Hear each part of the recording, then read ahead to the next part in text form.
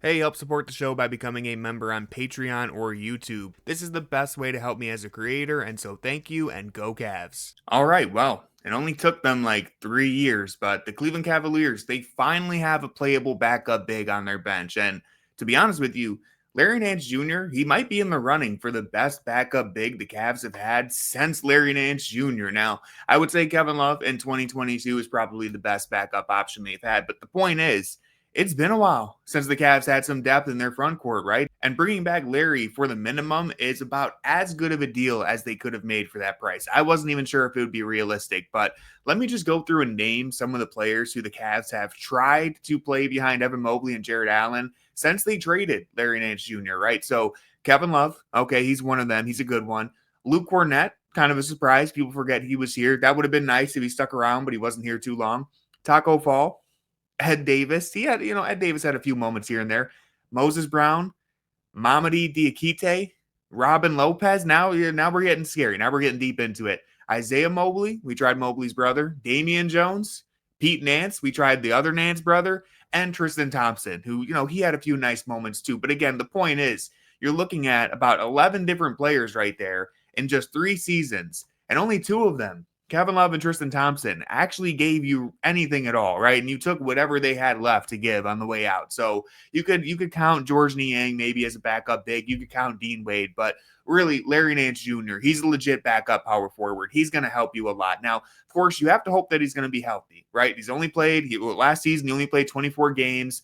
He's had some minor injury problems throughout his career. He hasn't been the most healthy guy in the world, but if you manage to get, let's say, 60 games from Larry Nance Jr. next season, I think that's reasonably realistic. That would be a huge difference for this Cavs bench, because now Allen and Mobley, they can actually go sit down and trust someone to fill in for them, which it hasn't been the case in recent years. Nance last season, when he did play, he averaged 8.5 points and 4 rebounds in 19 minutes per game. And that's going to matter a lot, because while Nance isn't a great rebounder by any means, he's solid. He's a very passable rebounder. And the Cavs last year, listen, we've all known this, rebounding has always been an issue. So last year, the Cavs, they were in the 33rd percentile for defensive rebounding percentage. So basically 67% of the NBA was better at rebounding than the Cavaliers. Now, we've all known that they're not a great rebounding team, but they're actually pretty decent. They're a lot better when both Allen and Mobley are on the floor, which has always been the case. So last year, when Mobley and Allen were on the court, those lineups improved from the 33rd percentile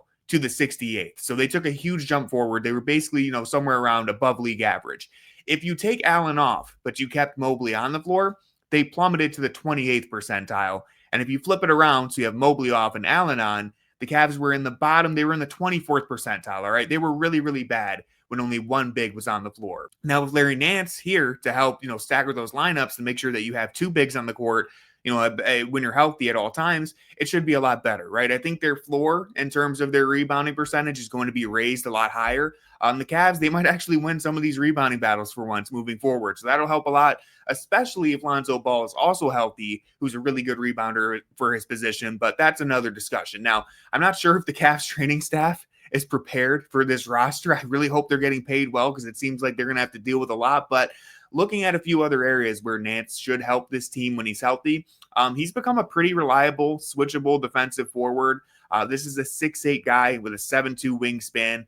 He's not, I wouldn't consider him weak or anything like that. The athleticism isn't as great as it used to be. He's 32 years old now. He's had a few injuries pile up, but he can still move his feet a little bit, right? And so this is another guy who the Cavs can trust to carry some defensive responsibility. He defends with size. He adds some length and mobility to a Cavs team that was just missing that previously, right? Think about how many guys we've tried to overextend. They're 6'5", they're trying to guard up. Larry Nance is 6'8". He's athletic. He's got the 7'2" wingspan. He's pretty strong. He's actually going to be able to defend some of these wings and backup bigs in a way that no one else on this Cavs roster really could, right? You don't have to worry about Dean Wade playing center, or George Niang playing center, or Tristan Thompson, the corpse of Tristan Thompson being out there, right? This is a much more reliable option, again, when he's healthy. And if you add a 6'6" Lonzo Ball, another player with a plus wingspan and some great defensive instincts, then you can see what direction the Cavs are trying to take. And so they're looking to improve this defense. I think Nance helps in a big way in that department, both in rebounding and just his versatility and size.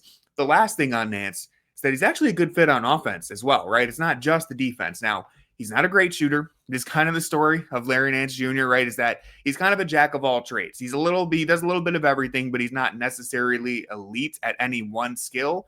But he has gotten good enough at enough things to be a really helpful role player. And one of those things is that he can shoot around 40% from three on low volume, right? Last season, it was a career best year. He shot 44% on about 4 attempts per game. Now, keep in mind, that was a smaller sample size because he only played in 24 games. The year before that, Nance shot 41% on only 1 attempt per game. That's a little bit closer to the volume that he shoots for his career. He's a career 35% three-point shooter, again, on about 1 attempt per game. But if he's able to take, let's say 1 or 2 threes a game off the bench, then the Cavs, they're not sacrificing any of their spacing really, while also adding a legit backup power forward who can actually play a lick of defense, right? And so he's also a solid playmaker, Larry Nance Jr. He's not creating anything off the dribble for anyone, but the ball doesn't stick in his hands, right? This ball's going to keep moving if it goes through Larry Nance. He can make a secondary play. He can attack an open space and find the open man. He's got good court vision. I think he maps the court pretty well in his mind, and so that's going to fit right in with Kenny Atkinson's system. And he can dribble the ball a little bit. Again, right? He's not exceptional at anything, but for his size, for his position, he can put the ball on the deck and make some plays. So overall, I think this is a great move for the Cavs. It's one that I know a lot of Cavs fans were hoping for, including myself. I think Nance is going to help in some key areas that this team was really missing.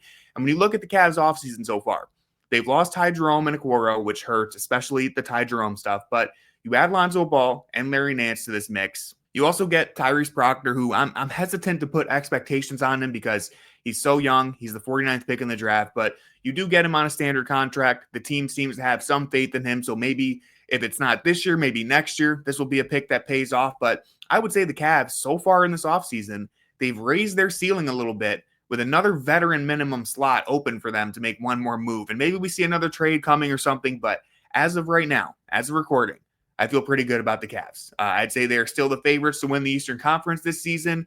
All that's left for them is to actually go out and do it. So thank you for watching my video. Let me know in the comments what you think about Larry Nance coming back to Cleveland. Are you happy with their offseason so far? It's only July 2nd. We have a long way to go, but let me know what you're thinking. Drop a like, hit that subscribe button. And with all that being said, go Cavs.